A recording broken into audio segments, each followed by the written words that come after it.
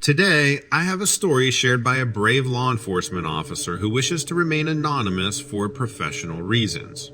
Their account of multiple encounters with an unnerving creature stretches the bounds of our understanding of the world around us. This officer was called out not once, not twice, but 4 times to the same secluded farm in rural Pennsylvania, each instance revealing more about this strange and haunting entity. The officer, a seasoned veteran who's seen just about everything there is to see, responded to a call from a remote farmhouse nestled deep in rural Pennsylvania.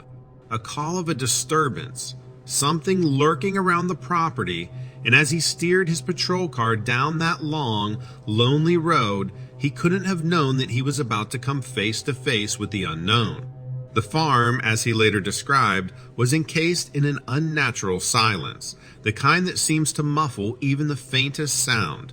The only source of light came from the flickering porch lamp of the farmhouse, casting long, eerie shadows that seemed to dance and twist with each gust of wind. As he approached the farmhouse, his flashlight carved a narrow path through the darkness. He was used to being on edge, the anticipation, the adrenaline of confronting an intruder. But this was different. The unsettling stillness that hung in the air gnawed at him, the sense of unease growing with each step he took. He scanned the surroundings, the beam of his flashlight gliding over the frost-coated fields, when something caught his eye.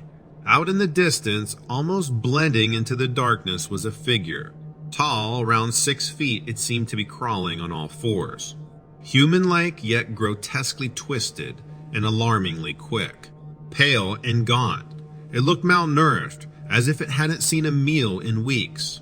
But it was the face that sent chills down his spine. Those large black eyes reflecting the light from his torch, a gaping mouth, and the eerie absence of a nose. Frozen in his tracks, he could do nothing but watch as this creature stared back, before dashing off into the darkness at a startling speed, disappearing as suddenly as it had appeared. The only proof of its existence was the echo of a strange clicking sound, a residual whisper in the wind. The officer returned to his cruiser, his heart pounding a drumbeat of fear and confusion. The questions swirling in his mind were as relentless as the biting winter wind. What was that thing? Where did it come from? Was it dangerous? One thing was clear. This was far from the ordinary prowler or wildlife he had initially expected.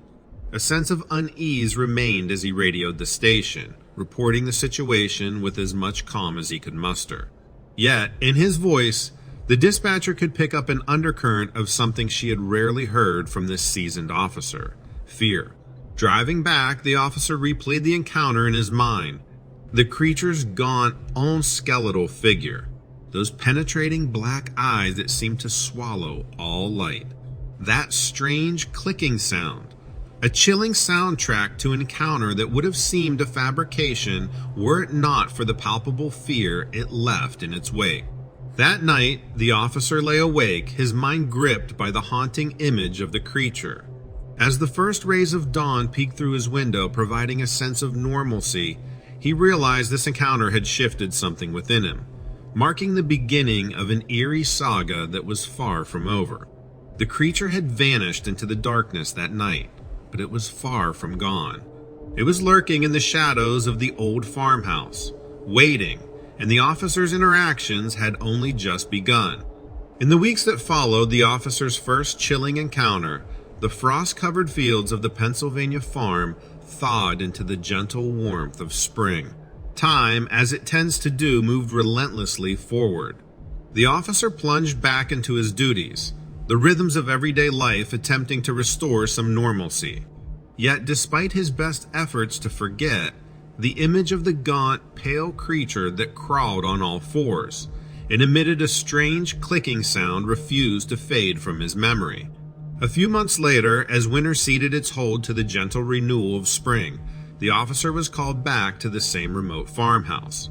This time, the issue was not a mere disturbance, but something more alarming. The farm's livestock had started disappearing without a trace. The familiar address, the same unsettling silence, The creeping unease, it all came rushing back as he arrived at the farm.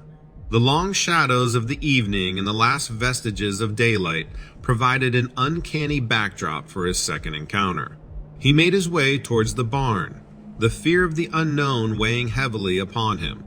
Inside, the stillness was broken only by the ominous clicking noise echoing from the depths of the barn. The same strange sound that he had heard during his first encounter with the creature.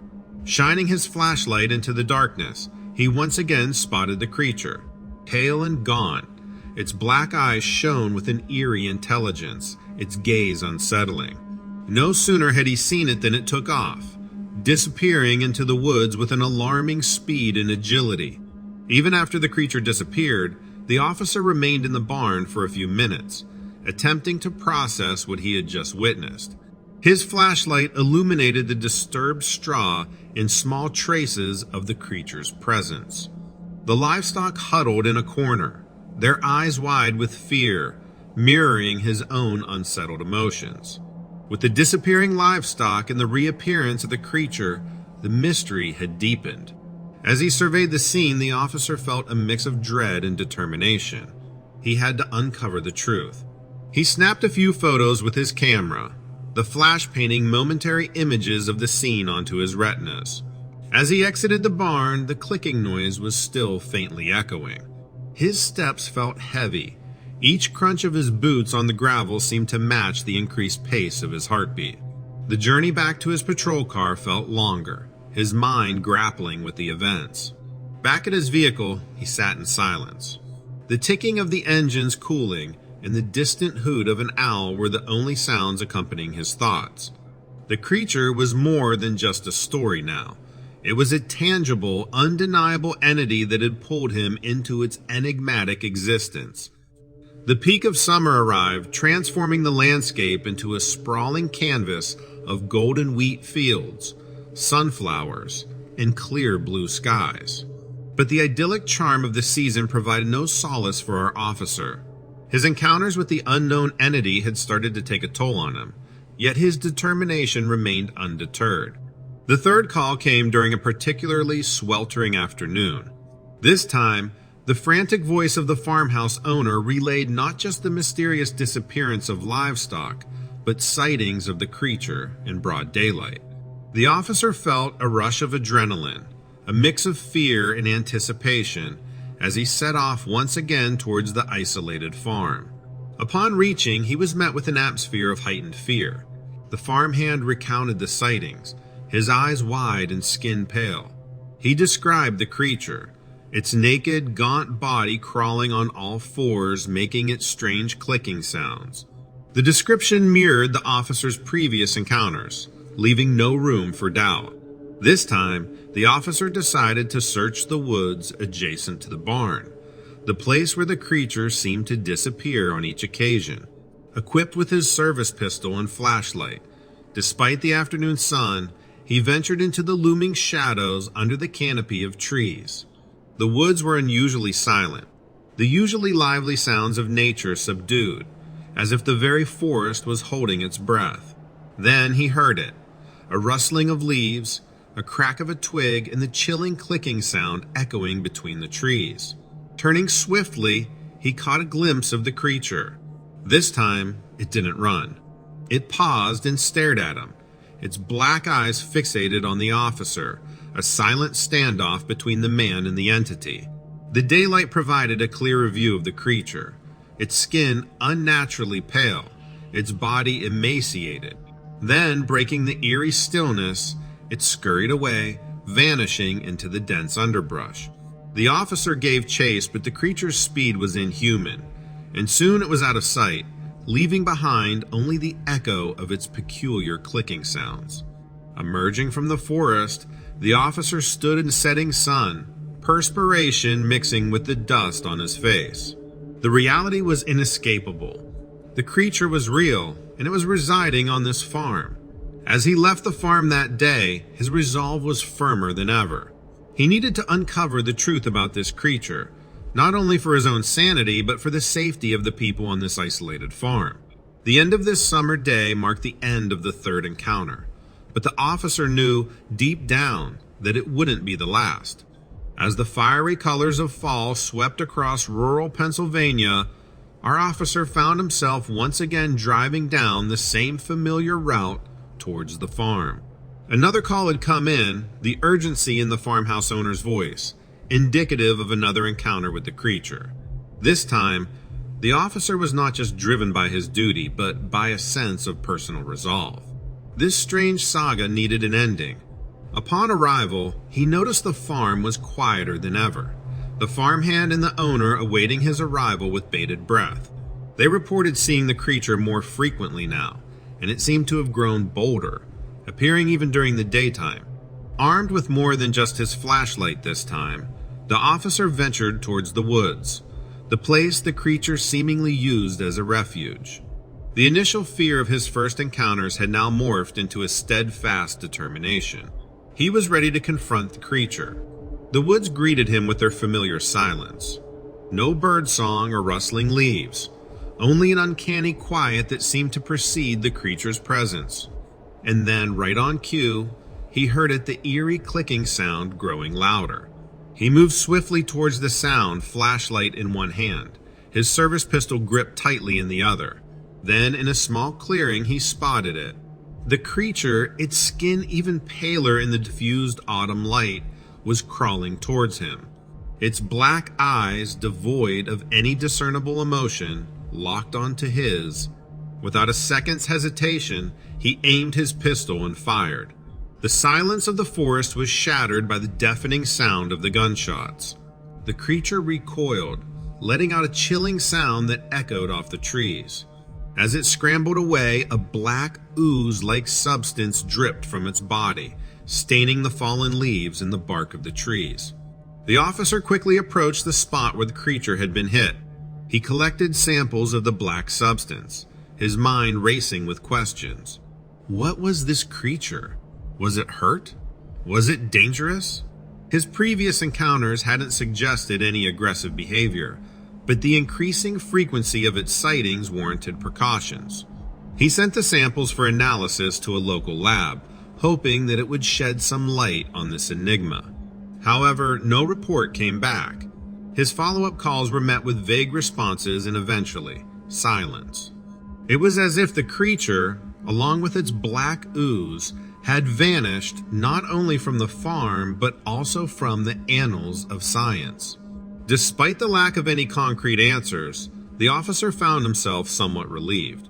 The sightings at the farm ceased after that day. Whether the creature had been scared off or had simply moved on, he couldn't tell. All he knew was that his role in this strange tale had come to an end. The officer's encounters with the creature remain a significant chapter in his life, one that reminded him of the mysteries that lurk in the shadows, the unexplainable aspects of our world that challenge our understanding of reality. Through the silence of the woods, the fear of the unknown, and the black ooze on a fallen leaf, he had touched a world beyond our comprehension. And even though the creature was no longer a part of his life, its memory lingered, a chilling yet fascinating echo from a distant autumn day. This eerie narrative is not a work of fiction, but an account drawn from my several in-depth conversations with the officer, who has chosen to remain anonymous. His experiences have stirred the pot of the unknown, reminding us that reality often contains layers of mystery far beyond what meets our eyes. I hope you found this story as intriguing and chilling as I have. It's a step away from our usual format. If you enjoyed this format, please let me know in the comments section below. Your feedback will determine if we continue with similar stories in the future. Looking at these encounters from my perspective, it's easy to jump to conclusions or try to categorize the creature within our known parameters. But this tale reminds us of the vastness of the unknown. What the officer experienced defies common explanation and reminds us that there are entities, creatures, phenomena that our current understanding can't explain. While it's tempting to assume the creature was hostile, its actions never explicitly suggested that it was. It never attacked unless provoked, as in the case of the last encounter. Does that make it any less unsettling? Probably not. The officer's bravery and dedication in pursuing these encounters, however, are commendable. The strange black ooze and the silence from the labs present another fascinating angle. What was it? Why the silence? That's something we might never know, adding another layer of enigma to this strange tale.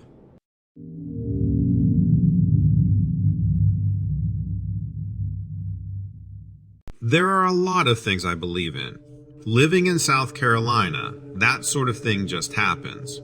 The boo hag and the chupacabra are names that we throw around a lot here in these parts. However, that sort of superstition can take its toll. It's only a matter of time before you start seeking out nature's strangest entities. I haven't seen the boo hag or the chupacabra, of course, but I have seen something. Something as equally terrifying. I used to take drives when I was feeling stressed. I'd pick a winding road surrounded by trees and spend hours driving. I'd roll my windows down and play my music as loud as it could go. I didn't think I was disturbing anyone. I've learned differently now. I was disturbing something. Unfortunately, with or without that knowledge, it was only a matter of time before my car broke down on one of those isolated roads.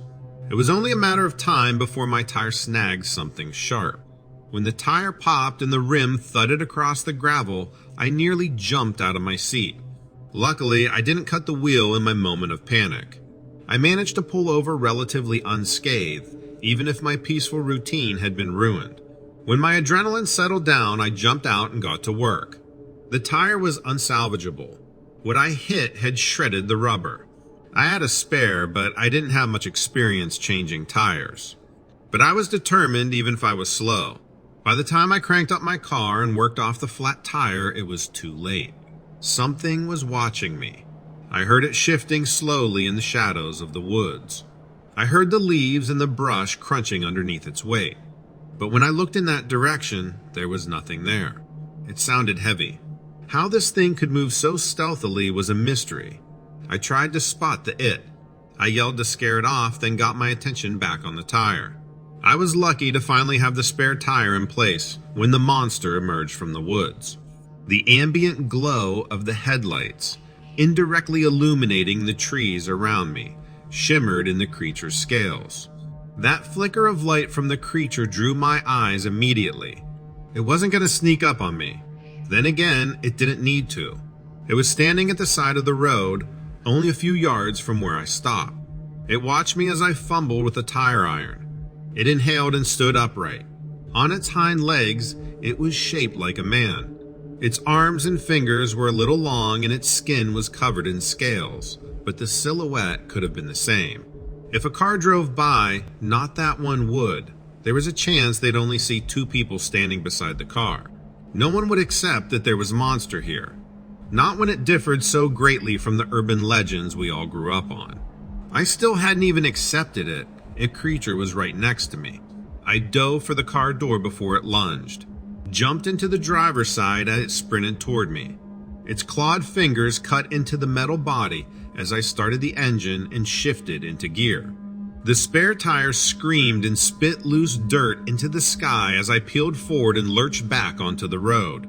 The creature was knocked onto its side as I escaped. I watched through my rearview mirror as it rolled back onto all fours. Then it continued running. I yelled at the speedometer and tried to put the gas pedal through the floor. I couldn't accelerate quickly enough. Despite every effort of the old car, the creature was faster. I saw it close in and disappear into a blind spot. By then I was hyperventilating, I'm sure. I was no longer driving in a straight line. I was swerving all over the road trying to catch a glimpse of where the monster had disappeared. I knew it wasn't gone. Then there was a loud bang above me. Something heavy landed on the roof. I already knew what it was. One of its hands swung down from overhead and sent a spider web across my windshield. I watched the monster close its fist and bring down another hammer blow, trying to shatter the glass. It would be inside for too long. I slammed on the brakes and prayed. The monster was thrown end over end, toppling across the hood of my car and crashing onto the street. Its limbs tangled and it whined as it rolled. The burns and scratches already visible on its body came as a relief. It wasn't indestructible. With any luck, that would have slowed it down. I could taste escape again, but my only way out was forward. I pushed the car a second time, tearing toward the prone creature. I'd go over it if I had to. I heard a shriek only a moment before I would have felt its body crunched under my tires. A shriek, a flash, and it was gone. It jumped back into the woods, escaping the fate of my tire treads. I kept moving. I turned the music up and kept repeating that I was safe. When I got back to town, it wasn't long before an officer pulled me over. He helped me, crying and shaking, to reach the local hospital. And because it was South Carolina, a team of officers went out to find the monster I'd encountered. They turned up empty-handed, but not one of them discredited my story. It was wild, sure, but not wild enough to call me crazy. Besides, the blood on my windshield wasn't human. We didn't test it or do anything fancy. We washed it off with a hose, and I waited a month for the damages to get repaired. Then it was back to business as usual, minus the drives down winding roads, of course.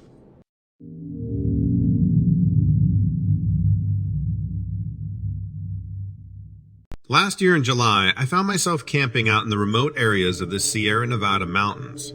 I was out there for a few weeks doing some solo hiking. One evening, as I was getting ready to call it a day and start a campfire, I heard an unusual sound in the undergrowth. At first, I thought it was just a deer, but the sound was much heavier, like something big was moving around. I was in a secluded part of the mountains, far from the usual trails. You see, I was trying to photograph a rare bird species, known to nest in these less frequented areas. The day had been largely uneventful, and the setting sun signaled it was time to return to my campsite. I had pitched my tent near a clear brook and was preparing to settle in for the night. I was just about to light the fire when I heard the rustling. Immediately, the sound seemed out of place. It was too heavy and deliberate for the typical wildlife. The quiet of the woods made it more pronounced. My initial thought was maybe a large deer or bear, but even those creatures moved with a certain softness in their step. This was different, more forceful, like a large being that was unafraid of the noise it made. I turned my flashlight towards the source of the noise. In the beam of light, I saw something standing at the edge of the woods. It was an enormous creature, standing at least 8 feet tall, easily dwarfing me. Its body was covered in a coat of thick brown and reddish hair, like a bear's. I noticed it had no noticeable neck, and its shoulders and chest were built like a linebacker's, extremely large and intimidating. The flashlight illuminated patches of thick hair on its massive body. The creature's sheer size made it look like a silhouette etched onto the dark canvas of the night. There was a shocking sense of scale that I felt as I observed the creature. It was at least 3 heads taller than I was.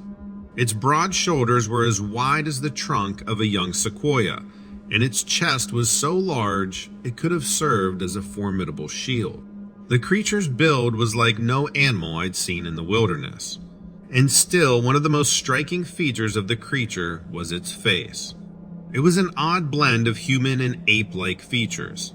The creature had a strong brow ridge that gave it a Neanderthal or caveman-like appearance. Its eyes were black and beady, with the kind of intensity that I had never seen before. The notion of such an entity in these remote woods was overwhelming and left me with a chilling sense of awe. As I stood there, frozen in fear and awe, the creature made a series of loud whooping noises, followed by a low growl that sent chills down my spine. All the while, a foul smell filled the air around me. The odor was strong and musty. This encounter was unnerving, to say the least. The creature's size and the sounds it made filled me with complete fear. I was trembling, but at the same time aware that it seemed intelligent and aware of my presence, watching me with its beady eyes. It felt as though time had slowed down. The creature didn't show any signs of aggression, nor did it appear to be fearful. Instead, it seemed curious, almost studying me in return. Then, without warning, it turned around. I watched as it moved with unexpected grace for such a large creature, its movement smooth and controlled. As it moved away, it blended back into the forest, the dark brown and reddish hair fading into the backdrop of the trees.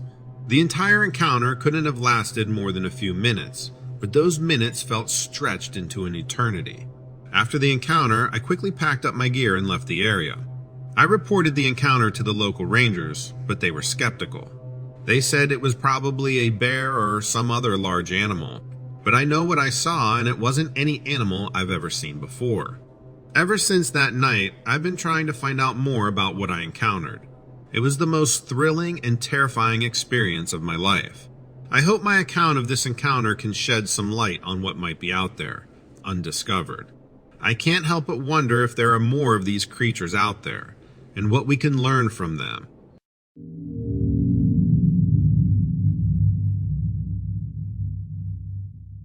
I'm a hiker who spent a lot of time in the mountains, but my recent encounter with a creature has given me pause about venturing out alone into the wilderness. Before this incident, I was your typical outdoors enthusiast. I believed I knew the land like the back of my hand, and each weekend was another adventure waiting to happen. The thrill of the wild, the isolation, the disconnect from the humdrum of daily life. It was like a drug to me. However, since the encounter, it's as if a part of the wilderness has now imprinted itself onto me in a way I hadn't experienced before, making me question my own place in the world. This change has, ironically, only deepened my connection with nature, making my explorations more mindful and more profound. About a year ago, I was in the northern part of Yellowstone, a place where I've hiked many times. I was off the beaten path, looking to explore some less touristy areas. I had been warned about bears and other wildlife, but I had my bear spray and felt prepared. The northern part of Yellowstone had always been a special place for me. My father first brought me to those trails when I was just a boy. We'd make a game of spotting wildlife and identifying tracks. Even when I returned as an adult, the place held a certain charm, almost like a nostalgic calling. That particular trip was meant to be a journey back to those simpler times, a chance to reconnect with my roots. It was on the third day of my trip that it happened. I was making breakfast at dawn, not thinking of anything else but my coffee. There had been strange noises the night before, but I chalked it up to the usual nighttime critters. In hindsight, I suppose I was naive. Out of the corner of my eye, I spotted a figure moving towards me. Standing at around 6 feet tall, its appearance was unlike any animal I'd seen. It had features that were, for lack of a better term, goblin-like, with a head that had a faint resemblance to a horse. Its eyes glowed an eerie yellow, and it had what looked like an external skull. At first, I thought it was an optical illusion, maybe a result of the morning fog and my sleep-deprived state. The creature's height was the first thing that struck me. It stood tall, matching my own height at 6 feet, but it was its face that truly unnerved me. There was a strange, almost demonic look to it, but at the same time it was bizarrely horse-like. And its eyes, glowing yellow, held a weird fascination. The details of its anatomy were shocking, from the exterior skull-like feature to the uncanny semblance to some goblin creature out of folklore. It was a surreal moment, my mind grappling to make sense of the impossible. My first instinct was to reach for my bear spray, but I was paralyzed. It seemed to observe me with those glowing eyes, and then the creature vanished. I wasn't sure how to process what just happened. Should I tell someone? The rangers, maybe? But how could I explain it without sounding insane? The sulfur smell, so distinct and lingering, was the only tangible evidence of my encounter. It would be my word against the world's understanding of what creatures do and do not inhabit our forests. In the end, I didn't tell anyone about what I saw. I suppose the main thing I learned from this encounter was humility. There are things in the wild we don't understand and can't explain. We humans do not know everything,